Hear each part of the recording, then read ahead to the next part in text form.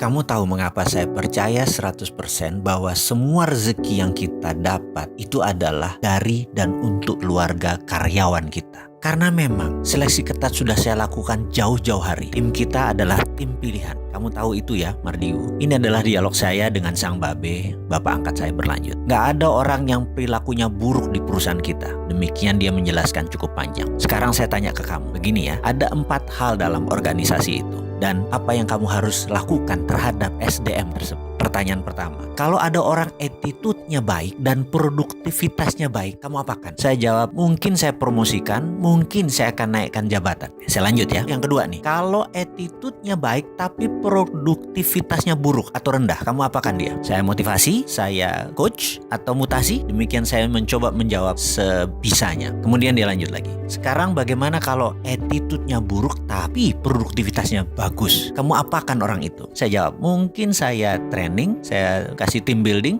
Oke, kita lanjut lagi. Sekarang kalau ada SDM kamu yang attitude-nya buruk dan produktivitasnya negatif, akan kamu apakan dia? SP3 mungkin, atau bahkan saya pecat. Oke, begini kalau di organisasi yang saya pimpin lebih dari 25 tahun. Kalau attitude-nya bagus, produksinya bagus, saya bahkan bisa spin off, kasih dia peluang naik sampai direksi atau bermitra. Syaratnya adalah dia terus-terusan melakukan hasil yang excellent. Berikutnya adalah kalau attitude-nya bagus tapi produknya lagi negatif atau minus, saya akan mutasi dia, training dia, team building, bahkan terus dikasih personal coach. Sekarang kalau attitude-nya buruk tapi sangat produktif atau produksinya dia positif, maka orang itu besok saya pecat. Berapapun ongkosnya, saya kasih pesangon, fire him, pecat. Dan terakhir, kalau attitude-nya buruk dan produktivitasnya buruk, saya pecat 2 orang. 1 dia saya pecat, kedua HRD-nya saya pecat. Karena pasti HRD-nya main dan tidak becus. Jadi ingat, hire on expertise, fire on attitude. Tidak ada ampun, hanya kita pilih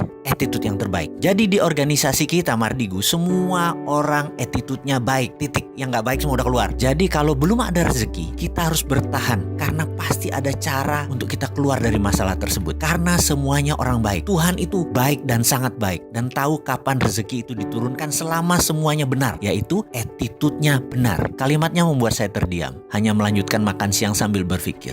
Dan saya teringat 6 bulan setelah peristiwa kami berdiskusi ini, perusahaan menandatangani sebuah kontrak senilai 12 digit dari PLN. Dan sampai sekarang proyek itu berjalan dengan baik. Bagi saya, itu adalah rumus berbisnis dengan orang baik. Pasti hasilnya baik. Dan orang baik hanya nyaman dengan orang baik. Atau dalam bahasa Inggrisnya, a bird at the same feather flocking together. Burung dengan bulu yang sama nongkrong di tempat yang sama. Alhamdulillah.